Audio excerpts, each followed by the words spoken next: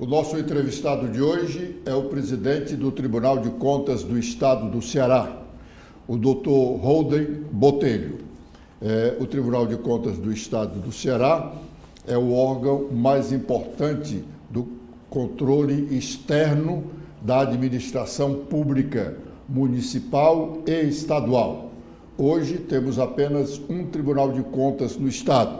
Antes, nós tínhamos o Tribunal de Contas dos municípios, que foi extinto, e todos os seus serviços passaram a ser executados pelo Tribunal de Contas do Estado.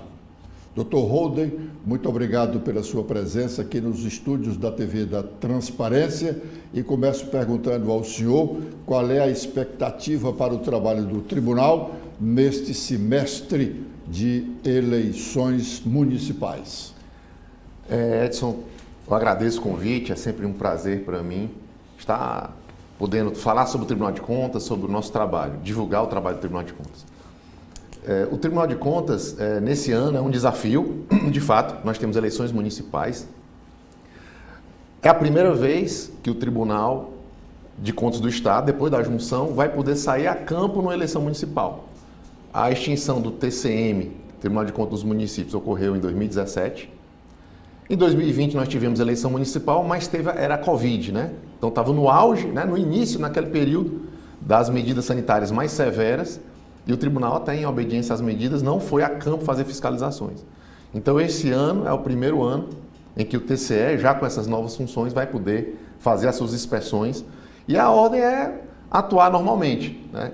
E assim, sempre com a preocupação, Edson, eu quero deixar muito claro aqui para os telespectadores, para os gestores também, a todos que nos assistem, que o tribunal, quando ele vai fazer essas fiscalizações, ele usa de critérios extremamente objetivos para fazer isso. Então, existe toda uma metodologia que é justificada e explicada em cada fiscalização que vai, explicando por que aquele município, aquele gestor está sendo fiscalizado, para que não fique nenhuma peste de que você está tentando, está indo, nesse período eleitoral, acontece muito essa preocupação, né, do gestor. Porque os nossos fiscais... Por que veio fiscalizar? A primeira pergunta, achei interessante, teve um dos nossos auditores, lá, nossos analistas, que comentou, quando a gente chega lá, a primeira pergunta que se faz é: por que você está aqui?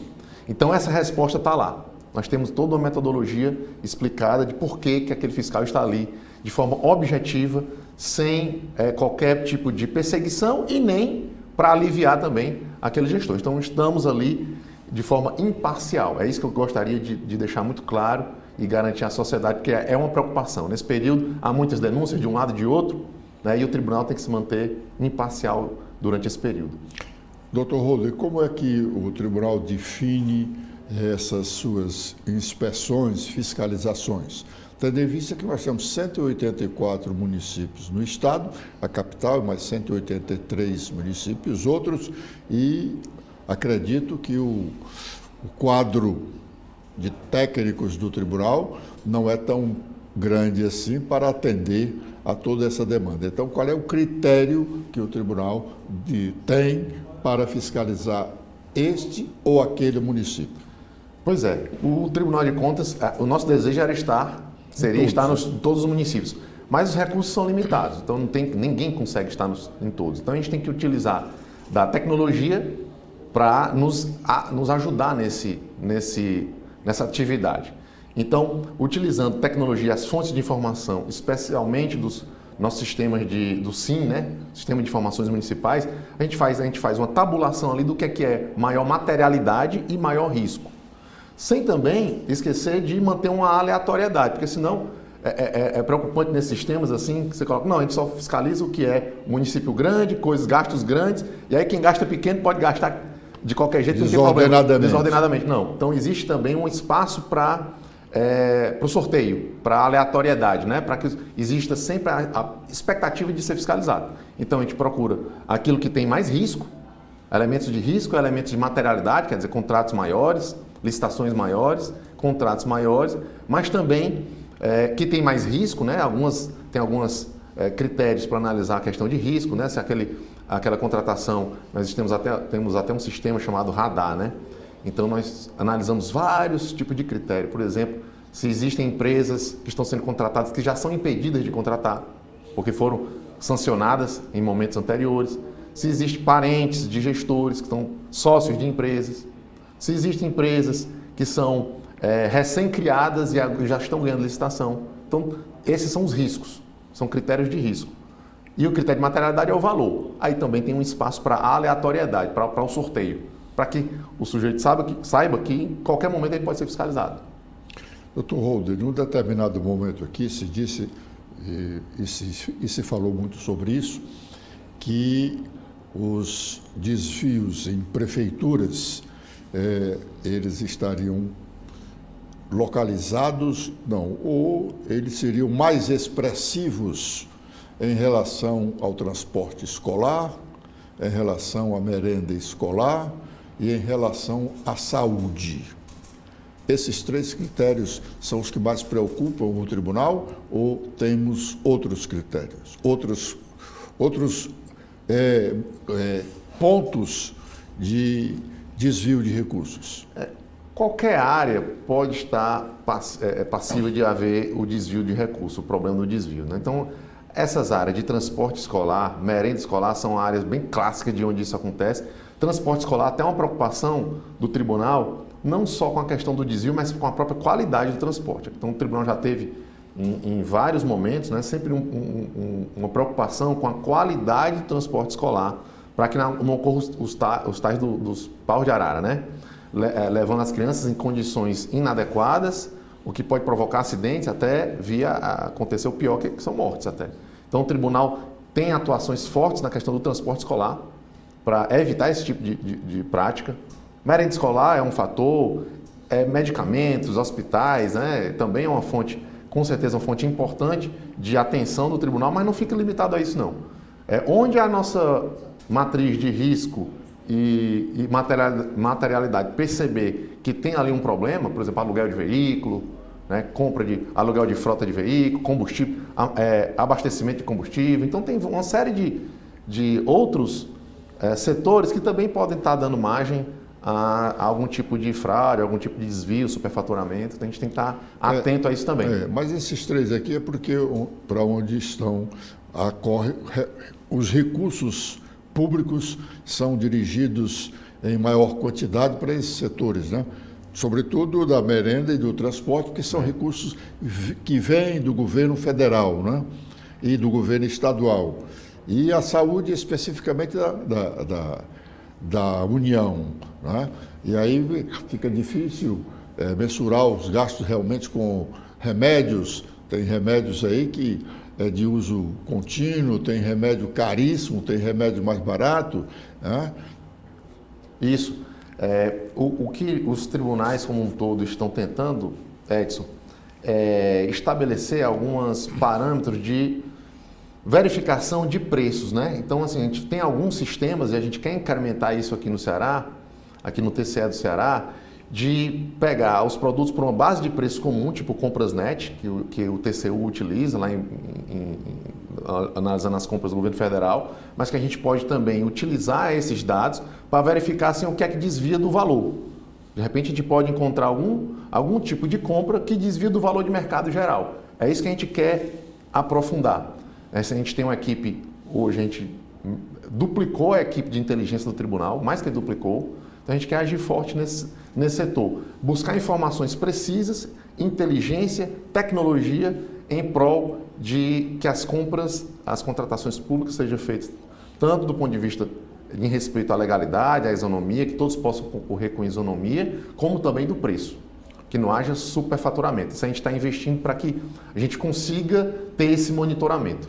Dr. Holder, o senhor disse que na fiscalização da aplicação dos recursos do transporte escolar, há uma preocupação também do tribunal quanto à qualidade do serviço prestado. E como fiscalizar a qualidade da merenda escolar? Vez por outra, a gente tem notícia de que empresa tal entregou uma quantidade de alimentos já deteriorado, já inservível. Como fiscalizar essa qualidade? Comprou o feijão já com gorgulho, né, o arroz idem, o macarrão já fora da validade. Isso é uma questão interessante, porque no Brasil todo está tendo esse movimento de preocupação com a educação e a qualidade da educação. Recentemente, ano passado, no meados, lá para julho do ano passado, houve uma auditoria nacional, concatenada. Todos os tribunais aderiram, fizeram alguns dias de fiscalização ao mesmo tempo nessa área de educação. Então, os tribunais foram nas escolas, em algumas escolas selecionadas, e olharam tudo, né? Qualidade, desde a qualidade da carteira, a qualidade da merenda escolar. Então, isso tem que ser contínuo, né? Como eu disse, é difícil também estar em todas as escolas verificando a qualidade. E para isso, quem melhor para fiscalizar do que o próprio aluno? Então, a gente está desenvolvendo vários projetos no sentido de preparar o aluno para o controle social. Para que ele denuncie ao tribunal, para que ele entenda os seus direitos, entenda que aquilo dali tem gasto público, que ele é o destinatário daquele serviço e que ele pode reclamar. E que ele pode ter um canal, a nossa ouvidoria, e a gente quer fazer um projeto, a conselheira Patrícia, que é a nossa ouvidora, Patrícia Saboy, está querendo fazer convênios com todos os municípios para que eles instalem algum tipo de canal de ouvidoria, os que não têm, alguns maiores têm a ouvidoria, para que a gente tenha esse sistema de acionamento, que o cidadão ele possa acionar o tribunal saiba daquela denúncia, daquela reclamação e já acione lá a prefeitura, olha, reclamar aqui que a merenda escolar não está adequada no seu município, o que foi que houve? Então, a gente quer criar esse sistema esse ano de interligação entre as prefeituras e o tribunal através da ouvidoria, porque não, como a gente comentou no início, não tem condições do tribunal avaliar todos os 184 municípios, todas as escolas, toda a qualidade de toda a merenda, mas o cidadão pode, e o cidadão pode reclamar. O aluno que está lá, ele pode reclamar. E nós temos, como eu disse, um trabalho muito bacana da Escola de Contas também, de formação do jovem para o controle social. Tem uma disciplina eletiva no ensino médio, nas escolas de tempo integral. O estudante pode escolher fazer uma determinada disciplina que é controle social das contas públicas, onde ele vai aprender que o picolé que ele compra ali... Isso foi criado no ano passado. O conselheiro Ernesto, presidente da Escola de Contas, lançou a ideia, o conselheiro Valdomiro implementou como presidente e a gente está continuando com esse projeto que é muito bacana e agora vamos fazer até uma Olimpíada. Esses alunos que fizeram ao longo do ano passado estudaram, agora eles vão poder participar de uma disputa. No final, essa disputa vai ser televisionada, vai passar na televisão, deles, estilo programa da minha época, da nossa época, aí, Passa ou Repassa, do Silvio Santos, né? Ou outros mais modernos assim, eles vão disputar sobre controle social. Eles estão aprendendo o que é a arrecadação de tributos, para onde vai, como é que é gasto e onde ele pode reclamar. Na avaliação do tribunal, há muitos alunos interessados nesse tema? Sim. Quando você lança a oportunidade, as pessoas procuram. Eu até estive, teve alguém que foi, uma entidade foi me visitar, e representante dessa entidade, ele disse, quando eu mostrei o livro da disciplina, ele olhou, olha, isso aqui eu não tinha na minha época, eu não tenho conhecimento sobre essa matéria aqui, gostaria de ter tido. Então assim, quando você dá oportunidade para aquele tipo de conhecimento, as pessoas procuram, porque é a nossa vida, né? Faz parte da nossa vida, né? Acho que a gente tem que estimular isso. Eu acho que é um trabalho muito importante. O nome da nossa TV, que é a TV da Transparência, isso. Exatamente para estimular as pessoas a saberem que eles têm direitos e que o poder público deve explicações para todas as suas ações, né? Isso é um estímulo realmente para que o adulto de amanhã não seja tão negligente com essa questão da transparência como somos hoje, né?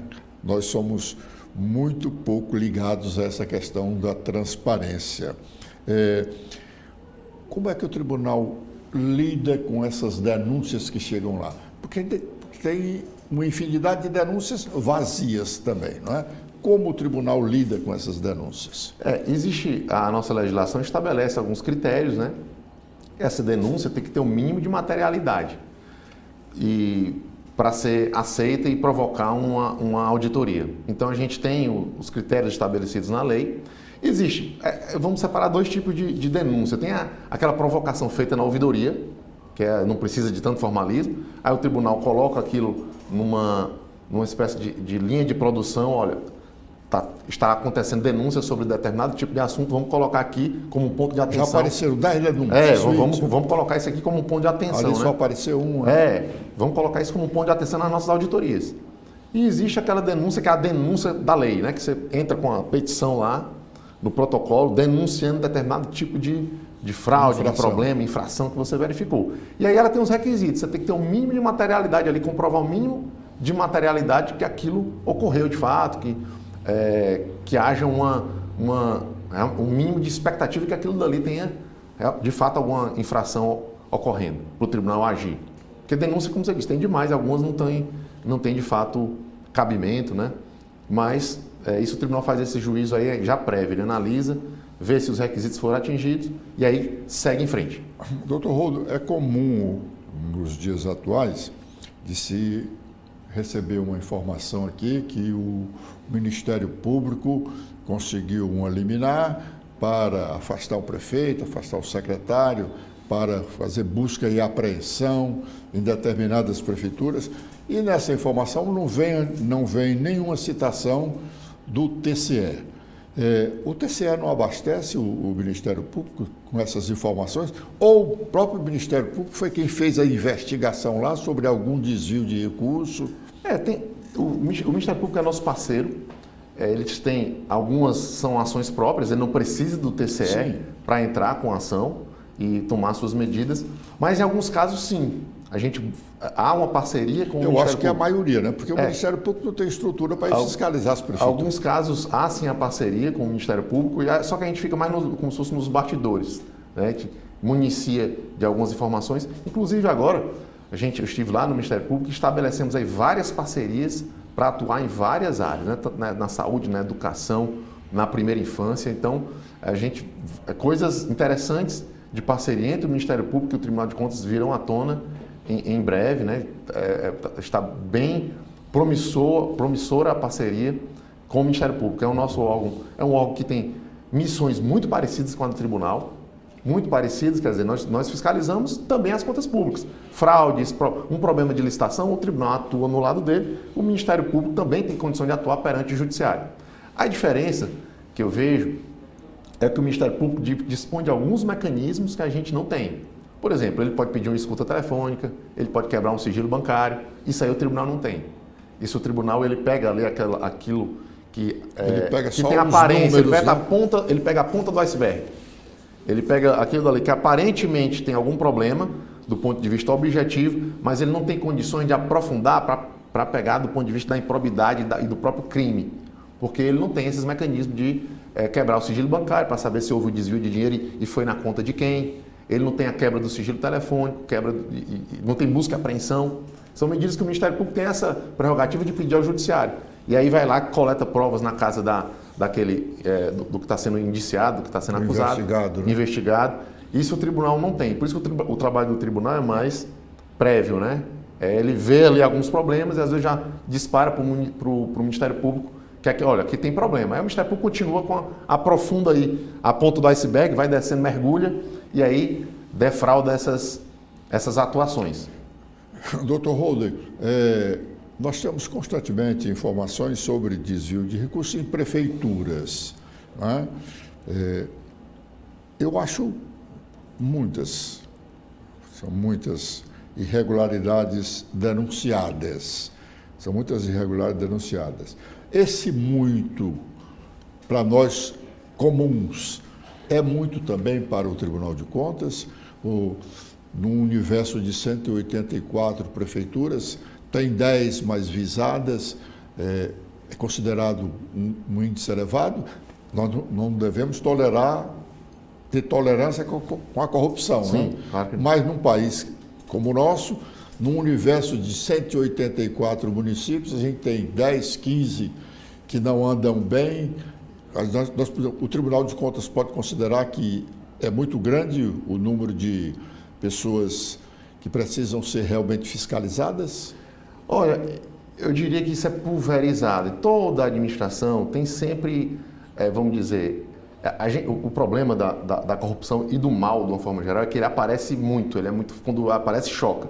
A maior parte do tempo, as pessoas estão agindo bem, estão querendo fazer o bem, estão querendo colocar empenhadas no serviço, mas quando acontece o problema, ele chama muita atenção. E aí ele apaga todo o bem que foi feito. Por exemplo, a gente passa a semana toda, tudo normal, você vai andando na rua, nada acontece. Se você for assaltado num dia, aí fica, aquilo chama atenção, vai para o jornal, vai para a TV, né? Vai para a imprensa. Então, assim, chama muita atenção. Então, eu não diria que tem 10 municípios, eu diria que, fazendo aqui falando empiricamente, né? Vamos dizer que 5 a 10% de toda a administração tem aquele sujeito ali que ele quer fazer um conluio, quer desviar em toda a administração. E a gente tem que ter mecanismo de controlar isso. Né? Em toda município, no estado, em todo local, no país, no governo federal, vai ter aqueles 5%, 10% que está interessado em se locupletar, em ter uma vantagem, em dar vantagem para alguém. E aí é onde entra os órgãos de controle. Então, eu diria que não é algo que é demais, é exagerado, é o fim do mundo, mas é preocupante, a gente não pode deixar subir.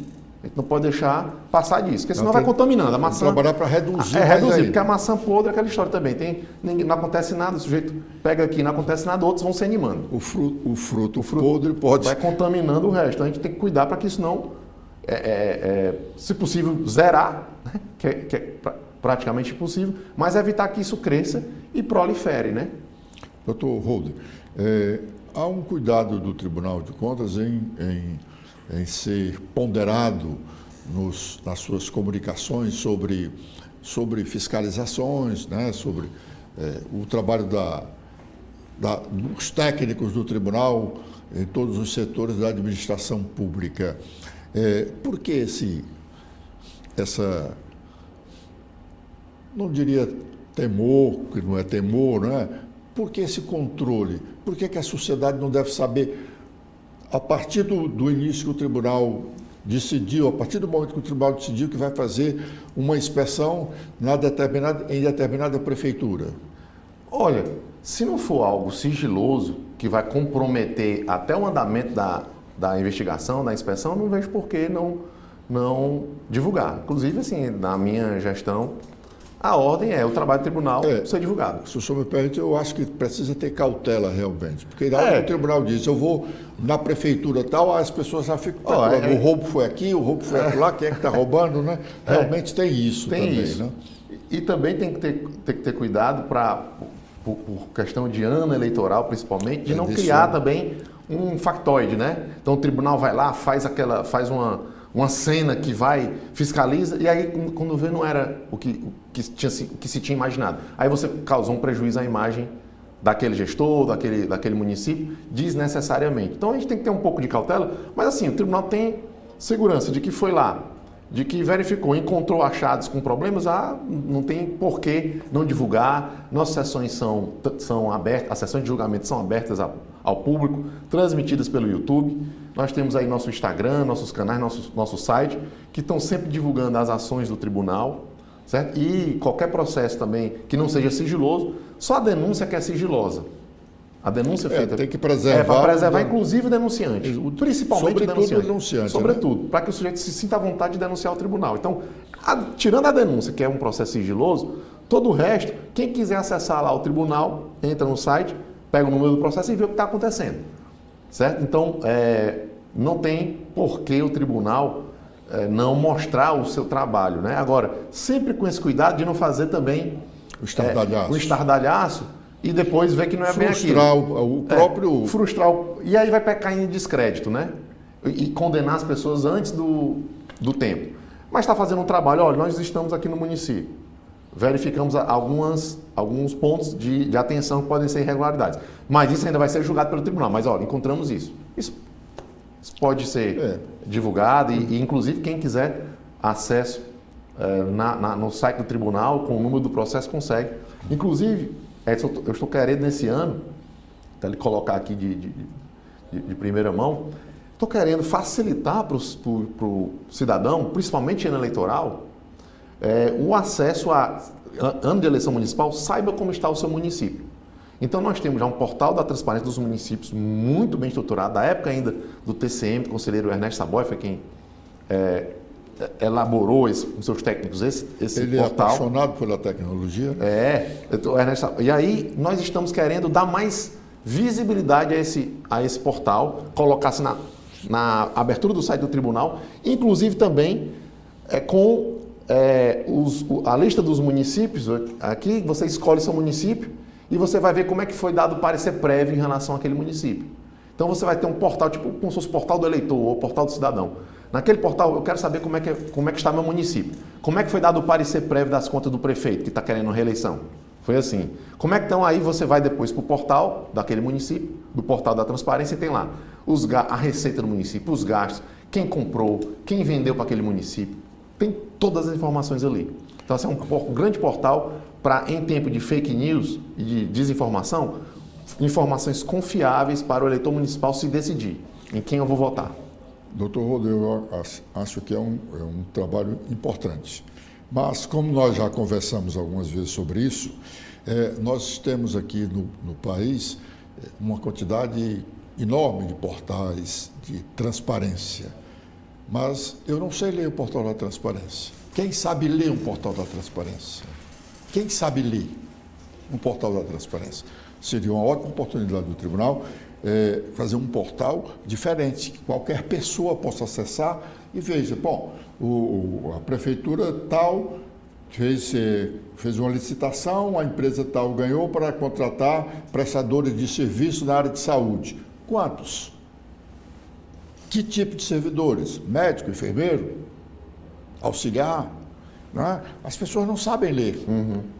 As pessoas não sabem ler esse portal, infelizmente. Olha, esse portal, que já existe, o portal da transparência, só que eu acho que ele está um pouco mal colocado no site. A gente vai trazer ele para frente do site, para a capa do site.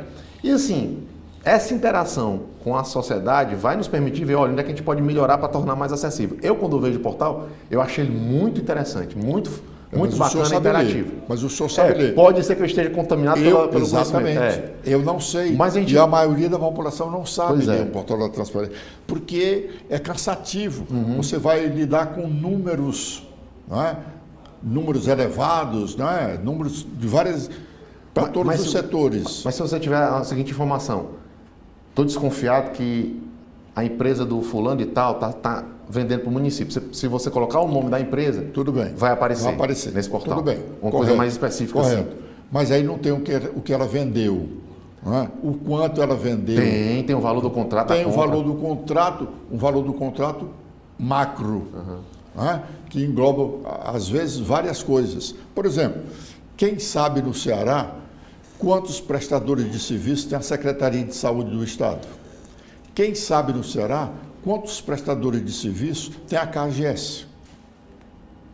No entanto, tá lá no portal. Tem que fazer um trabalho de mineração disso aí, exatamente, né? Está lá no portal. Agora mesmo, nós vimos aqui publicações no Diário Oficial, que também são muito pouco esclarecedoras, de extrato de contratos.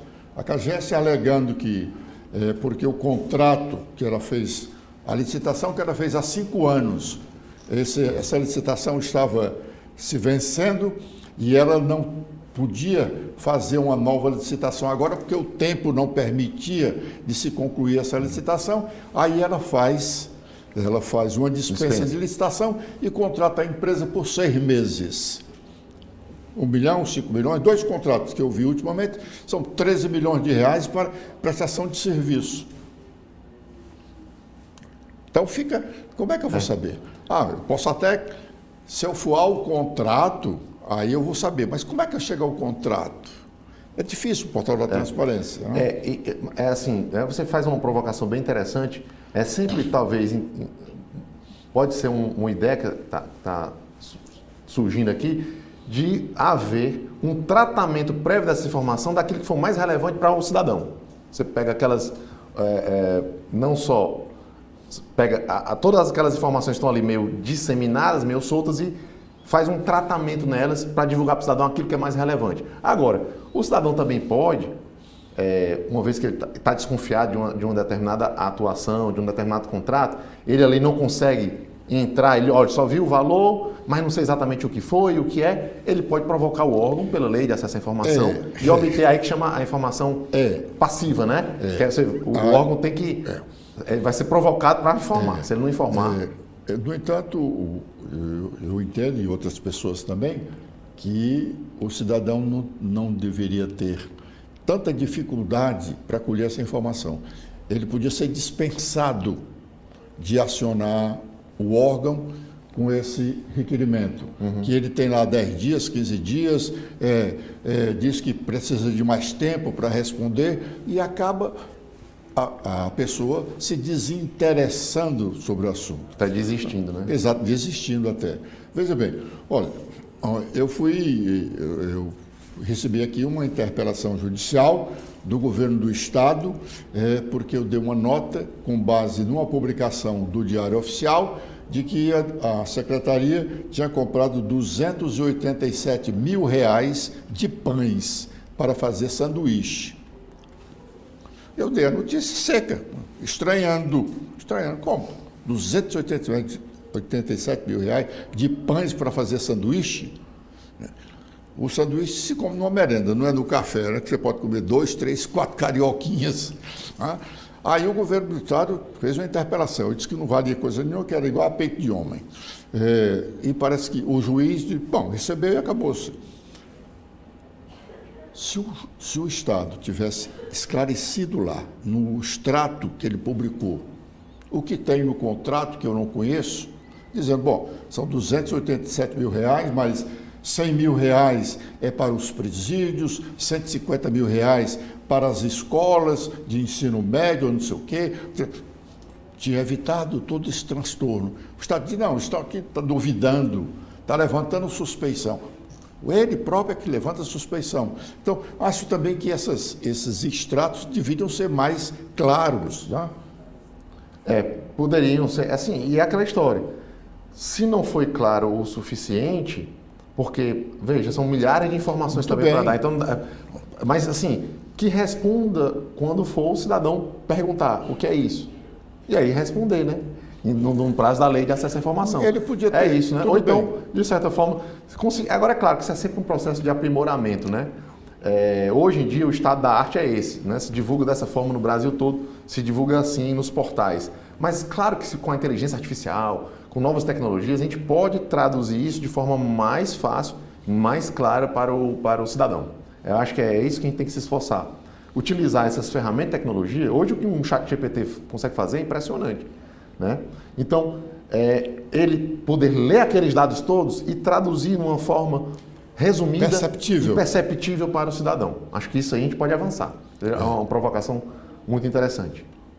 Eu acho que seria de muito bom proveito se fazer isso perceptível, claro, né? Porque aí você eliminaria as suspeições e estava realmente bem informado, né? Sim. Estava realmente bem informado.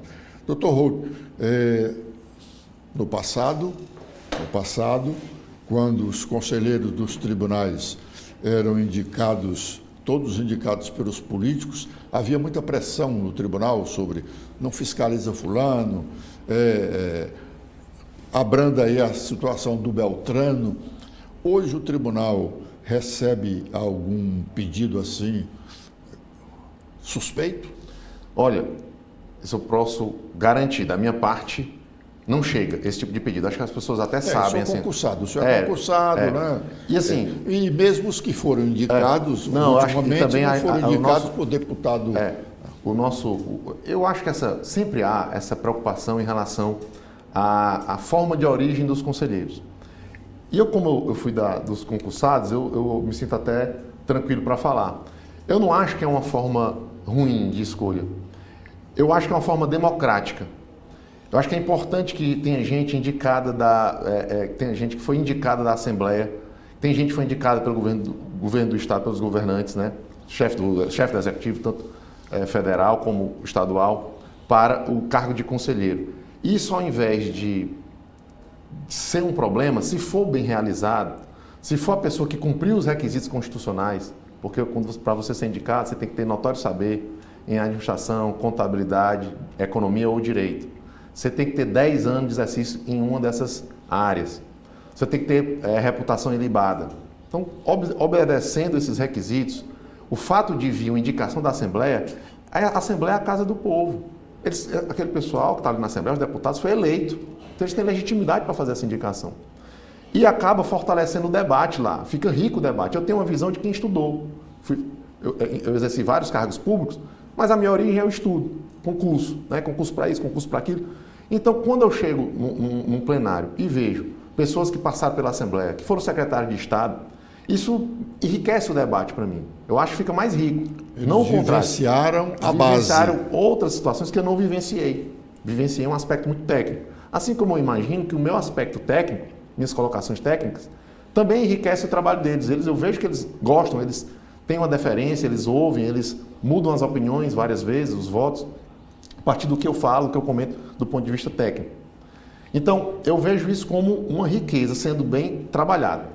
E os colegas que estão lá no tribunal, todos são pessoas muito íntegras, né? Então, eu não vejo esse tipo de coisa acontecer. Agora, é claro que o tribunal está de portas abertas para ouvir também um gestor, para ouvir também um político, que vem colocar suas questões. E não é imoral se fazer um pedido. A não ser que o pedido seja imoral. A não ser que o pedido seja. Aí você não vai direcionar ou deixar de fiscalizar porque alguém pediu. Aí não. Agora você vai ouvir o gestor para uma ponderação sobre o que está acontecendo, para ele dar as informações dele, ele dizer o ponto de vista dele. E tá isso aí, o tribunal é aberto. Agora, para deixar de fiscalizar ou fiscalizar porque teve uma pressão política. Esse é um pedido imoral. Aí não. Aí isso é totalmente vedado. Isso aí nem os colegas são bem vacinados contra isso, eu diria. Eu acho que realmente o critério de escolha tá legal. Eu discuti já isso com alguns deputados antigamente, que diziam, não, devia ser concurso. Por que concurso? Tem juízes federais, procuradores da República que passam nos concursos tão difíceis quanto o do procurador de contas, né? Por aí vai. E acabam fazendo besteira. Né? Acontece eu digo que isso é o problema da pessoa, do doente. Se ele não pensa bem, ele age... Independente da origem que tiver. Exatamente. Doutor Holden, o tribunal não julga as contas dos prefeitos nem do governador, não é? Sim. Mas ele emite parecer. Há muita discrepância entre o parecer das contas de governo, do julgamento das contas dos subordinados, dos auxiliares desses prefeitos? Bom, isso é uma questão bem interessante da oportunidade da gente esclarecer à população essa diferença que é bem... ela é relevante aqui do ponto de vista do tribunal. Quando a gente analisa umas contas de governo, a conta do governador, a conta do prefeito e no caso do TCU, Tribunal de Contas da União, a conta do presidente da República, o Tribunal de Contas não julga nesse caso, como você disse. Ele dá um parecer técnico, um parecer prévio, que vai subsidiar, vai alimentar o julgamento do Legislativo. Quem vai julgar aí no caso, o Congresso Nacional vai julgar as contas do presidente, a Assembleia vai julgar as contas do governador e as câmaras de vereadores vão julgar as contas dos prefeitos. Mas o tribunal, em todos esses casos, emite um parecer técnico. Qual é a natureza aí desse parecer técnico? O que é que ele aborda? Há uma diferenciação do parecer técnico em relação às contas dos prefeitos do que o parecer em relação às contas do governador, né? As contas do prefeito, num determinado momento, os vereadores estão obrigados a seguir a orientação do tribunal, a não ser que... Tem que para derrubar, vamos dizer assim, derrubar o parecer do tribunal, se eu não me engano, 2/3, tem que ser por 2/3. Se o tribunal disse, olha, as contas do prefeito são irregulares, aí ele pode aprovar, julgar, ele pode aprovar, mas aí teria que ser por 2/3. E alguém pode contestar isso judicialmente, né? Se o parecer... Pois é uma boa questão. Se pode ser questionado judicialmente a decisão do Legislativo que julgou as contas. Exato, porque ele não atendeu a orientação. Ele não é obrigado a atender a orientação. Não é obrigado a atender. Mas quando a orientação é no sentido de aprovar com ressalvas, não é? Não de desaprovar.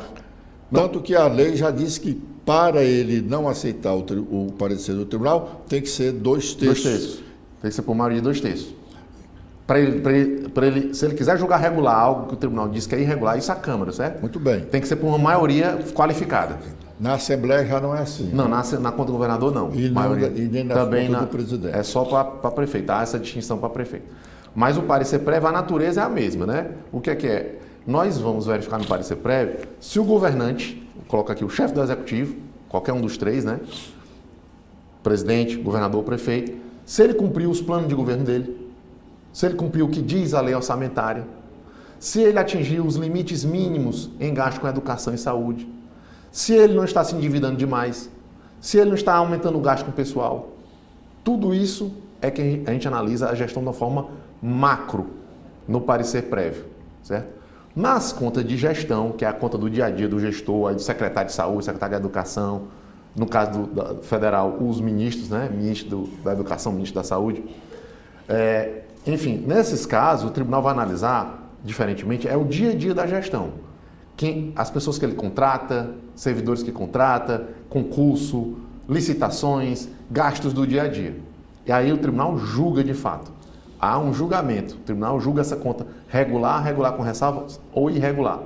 Se essa conta for considerada irregular, inclusive com um débito, e o ato for considerado um ato grave, né, com até possibilidade de gerar uma improbidade, essa conta gera uma inelegibilidade até daquele gestor. Então, é um julgamento, de fato, definitivo do tribunal. Porque o judiciário, é até interessante, nesse caso aí, o judiciário ele não pode rever o tipo de julgamento do tribunal. O máximo que o judiciário pode fazer é dizer, opa, houve aqui o trâmite, houve uma nulidade no processo. Você não ouviu quem deveria ouvir. Processual, houve uma nulidade processual. Ele pode anular o julgamento do tribunal para que o tribunal faça outro. Mas ele não pode dizer, o judiciário não pode dizer, não, essa conta não é irregular, não, essa conta é regular. Ele não pode entrar no mérito. O que ele pode ver é se houve uma nulidade e aí anular, no caso de julgamento das contas de gestão. Nas contas de governo, o tribunal emite um parecer técnico, subsidia e alimenta o legislativo para que ele faça o julgamento político, que eu não gosto nem de dizer que é político, ele é técnico-político, é para também eles analisarem tecnicamente, mas prepondera o aspecto político. Aí eu acho que há pouco espaço para reclamação judicial, salvo se, no caso do julgamento de prefeito, eles ferirem lá, eles desconsiderarem o parecer do tribunal sem a maioria qualificada, né? Para tanto, sem ter a maioria que precisa. Aí eu acho que cabe realmente uma... Doutor Rolo, admitindo que o fulano de tal ali é prefeito e o tribunal deu um parecer para a aprovação, sugerindo a aprovação das contas dele, as contas de governo. Mas o secretário de saúde dele extrapolou e as contas de gestão da Secretaria de Saúde foram consideradas irregulares e ele foi condenado a devolver recursos, aquilo outro e tal. O prefeito tem nada a ver com isso? Há de fato uma separação. Como eu disse, o prefeito é o chefe. É o chefe. O subordinado dele fez essa besteira. Mas o subordinado fez essa discussão, ele responde com o CPF dele ali, o subordinado. Porque a conta de governo é algo geral. É para olhar o aspecto macro ali. Como eu disse, cumpriu os limites da lei de responsabilidade fiscal, se endividou, aumentou a despesa de pessoal além do possível, não gastou o mínimo com educação, não gastou o mínimo com saúde, deixou restos a pagar em excesso para o seu sucessor. É isso que o tribunal analisa. Essa questão do dia a dia aí, fraudou licitação, contratou superfaturado, gerou um débito, gerou um dano, aí é o secretário que responde com o seu CPF. Sai da esfera da análise mais macro da conta de governo, aquilo dali não vai contaminar as contas de governo. Não as contas, mas ele enfim, não há responsabilidade nenhuma para ele. Não, ele é o chefe, o subordinado faz a besteira e é o subordinado, só o subordinado que vai pagar. Aí se verificar um conluio ou alguma coisa desse tipo... Aí fica mais difícil. Né? Mais difícil. Mas aí, vamos lá. Existe também o juízo político, né? Então a população vai saber avaliar e vai dizer, o prefeito não foi bem na saúde, o secretário de saúde não foi bem, então a gente não vai votar mais nesse prefeito, porque não adianta querer dizer que o problema foi com o secretário. Aí é que entra a importância do controle social, da transparência, do cidadão, porque a democracia não se esgota na votação, ela é contínua. É por isso que nós temos aqui uma TV da transparência, para que o cidadão possa verificar o que tem de gasto público, o que tem de irregularidade e fazer o seu juízo. E aí, naquele momento do voto, ele tira aquele prefeito, se ele achar que não foi adequado o gasto na saúde.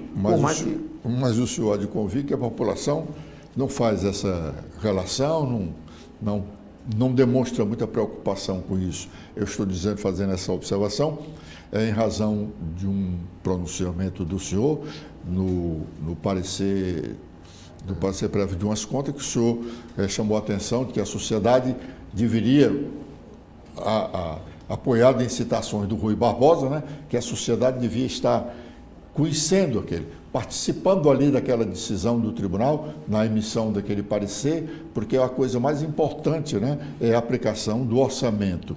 Né? Exato. O ex-ministro do Supremo, Marco Aurélio não. Agora me fugiu o nome. Depois volta. Depois volta. Mas estou com a imagem dele aqui Ele, inclusive, foi procurador do Ministério Público de Contas, na época. Me fugiu. Queridíssimo o ministro, né? E me fugiu. Bom, ele tem uma frase que é assim, que o tribunal o orçamento é a norma mais importante de um país abaixo da Constituição. O orçamento é a norma mais importante depois da Constituição. Porque é no orçamento público onde vão estar cristalizados todos aqueles direitos que estão estabelecidos na Constituição. Não adianta nada a Constituição estabelecer que você tem direito à saúde e à educação, se no orçamento você não coloca dinheiro suficiente para atender saúde, educação, saneamento e tudo mais. Então é no orçamento que você vai verificar como é que o governante está pensando em atacar aqueles problemas ali que estão na Constituição, aqueles direitos que estão na Constituição.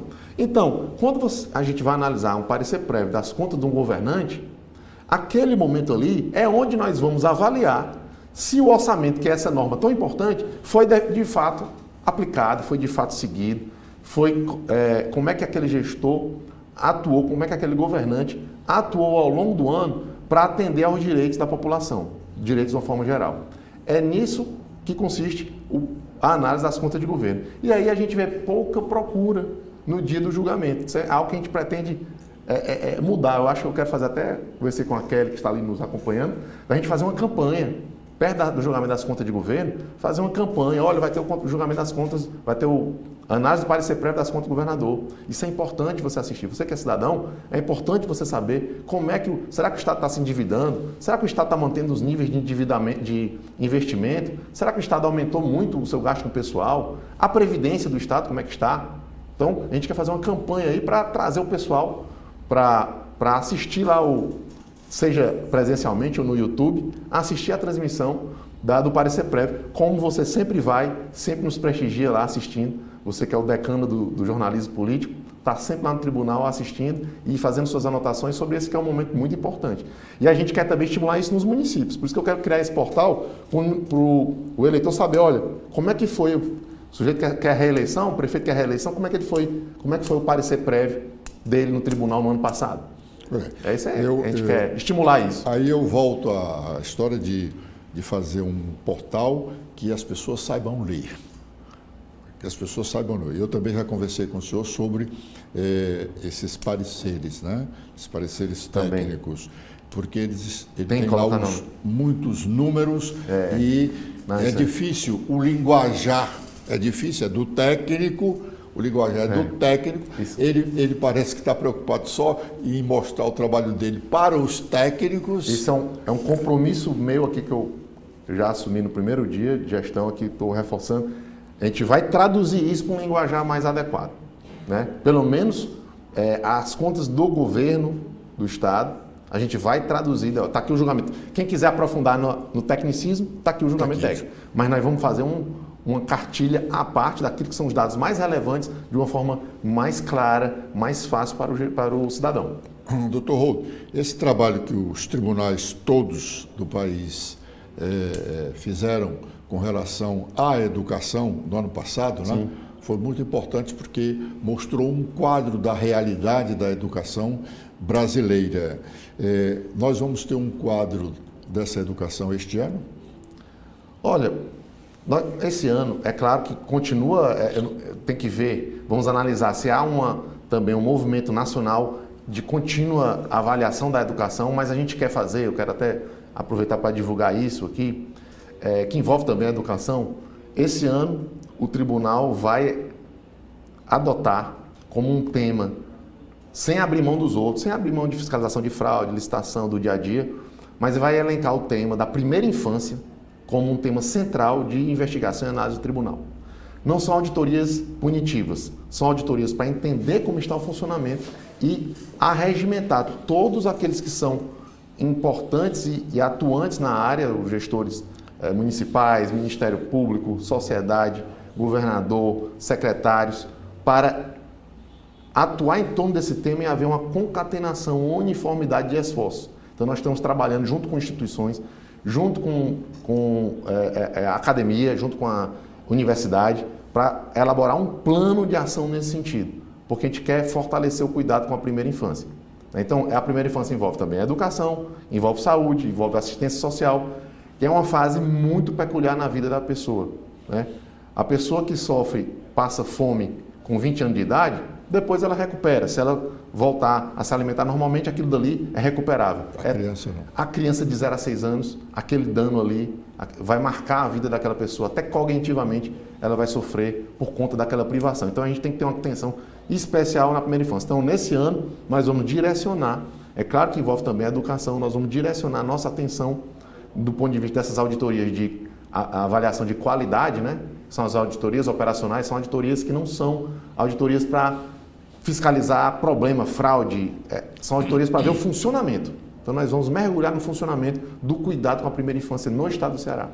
Doutor Rodrigues, seria muito importante se o tribunal acelerasse para nós chegarmos até o final de outubro, quando teremos o segundo turno em Fortaleza, das eleições municipais em Fortaleza e em Caucaia, não se sabe ainda se teremos em Juazeiro, porque neste ano de eleição municipal, sobretudo nesses grandes municípios, essa discussão vai ser muito intensa, né? Não, cuidado com a primeira infância.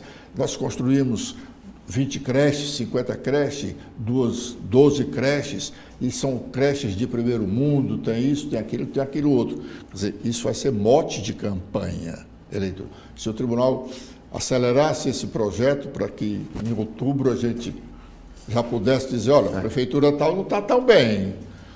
Estamos trabalhando nisso, viu? Todos os esforços estão nesse sentido. Agora, a gente também não pode sair com algo... Sim, não é... Tem que ser criterioso. Então, a gente está trabalhando aí com o pessoal, com cientistas... Não pode ser um faz de conta. Não pode Afinal ser. de contas, o tribunal tem o seu nome a zelar isso, e não... Isso, nós estamos atuando junto com a comunidade científica, né, com cientistas de várias áreas, ciência de dados, pessoal específico em educação, em saúde, em atendimento à primeira infância, para elaborar um planejamento adequado para direcionar nosso foco para aquilo que realmente vai fazer a diferença. Doutor Rode, nesse período eleitoral, logo conhecidos os candidatos, pedido registro de candidaturas, as expectativas se voltam para as relações que os tribunais de contas publicam dos agentes públicos que tiveram suas contas rejeitadas, né, que foram condenados a devolver recursos. O tribunal já está preparando a sua lista? Porque tem um prazo em agosto, né? Sim, temos que, até agosto, essas listas estarem sendo divulgadas. Na verdade, a lista ela fica sendo atualizada, né? Então, se você entrar no site do tribunal, vai ter a lista lá, mas ela precisa de atualização. Então, ela é atualizada em agosto, tendo em vista as eleições, as próximas eleições, né? Que são as eleições municipais. Então, o tribunal está trabalhando com rigor para montar a sua lista de forma correta, de forma adequada, de acordo com a legislação. Doutor Rode, o Supremo Tribunal Federal recentemente deu uma decisão que foi importante para o Tribunal de Contas, né? Todos, mas especificamente do Ceará, porque a questão foi levantada aqui no Ceará. O Supremo tem apoiado os Tribunais de Contas. A gente tem uma boa interlocução com todos com os tribunais, os superiores, especialmente o Supremo Tribunal Federal, que é quem decide, no final das contas, quais são os limites da atuação do tribunal, né? Então, enfim, tudo que envolve direito constitucional, limites e competências, vai bater no Supremo e o Supremo é quem decide. E o tribunal tem conseguido com muito esforço da nossa associação, da Atricom, a Associação dos Tribunais de Contas, de fazer um trabalho de convencimento dos ministros de como atua o tribunal, qual é o seu papel, quais são os seus limites.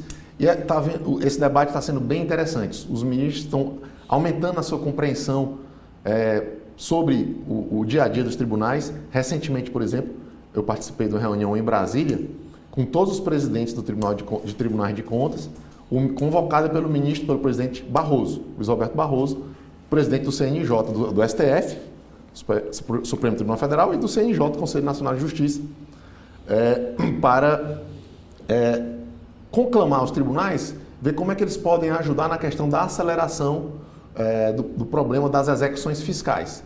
Então ele entendeu que o tribunal poderia ter a princípio não tem nada a ver tribunal com a execução fiscal, mas ele, a partir desse diálogo, ele entendeu que seria importantíssima a atuação do tribunal. Por quê? Porque as execuções fiscais, por exemplo, são a maior causa de abarrotamento do judiciário. 30% dos processos judiciais no Brasil são execuções fiscais. Só que antes de entrar com a execução fiscal, você deveria primeiro procurar uma solução consensual com o devedor, não deu certo, vai e protesta o título no cartório, só depois de não deu certo essa etapa, vai para a execução fiscal. Então a gente entendeu, conjuntamente com o ministro, que o tribunal poderia atuar em estabelecer para os prefeitos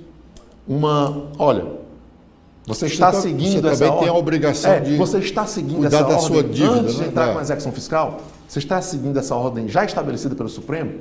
Então, para você ver como existe esse movimento de troca de energia, de complementariedade entre o Judiciário e os Tribunais de Contas. Está sendo cada vez mais percebido e valorizado pelos ministros do Supremo. Dr. Holder, muito obrigado pela sua entrevista, e aqui a TV da Transparência fica à disposição do Tribunal de Contas do Estado, porque como o principal responsável pelo controle externo das contas públicas, ele pode ajudar muito a todos os cearenses nesse campo, né? Muito obrigado pela entrevista. Eu que agradeço. Quando eu tiver novidades, especialmente da questão da primeira infância, eu venho aqui. Espero poder vir aqui para lhe informar e divulgar para a população. Obrigado.